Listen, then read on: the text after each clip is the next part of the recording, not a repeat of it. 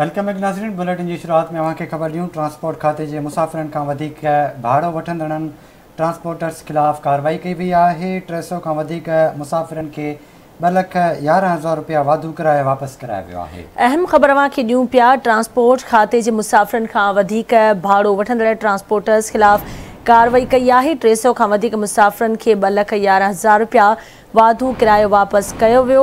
Transport खाते पारां इहो ॼाणायो वियो आहे। 15 खां वधीक मुसाफ़िर गाॾियूं चालान करे 80,000 रुपया ॾंड वसूल कयो वियो।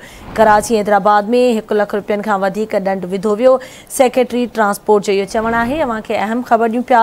ट्रांसपोर्ट खाते मुसाफ़िरनि खां वधीक भाड़ो वठंदड़ ट्रांसपोर्टर्स ख़िलाफ़ कार्रवाई कई वई आहे। ट्रांसपोर्ट खाते पारां इहो ॼाणायो वियो आहे त 300 खां वधीक मुसाफ़िरनि खे 2,11,000 रुपया वाधू किरायो वापसि करायो वियो। अहम ख़बर आहे त तव्हांखे ॿुधायूं पिया। ट्रांसपोर्ट खाते पारां मुसाफ़िरनि खां वधीक भाड़ो वठंदड़ ट्रांसपोर्टर्स ख़िलाफ़ कार्रवाई कई वई आहे। 300 खां वधीक मुसाफ़िरनि खे 2,11,000 रुपया वाधू किरायो वापसि करायो वियो आहे। अब्दुल अलीम शेख जो चवणु आहे त 15 खां वधीक मुसाफ़िर गाॾियूं चालान करे 80,000 रुपया ॾंड वसूल कयो आहे।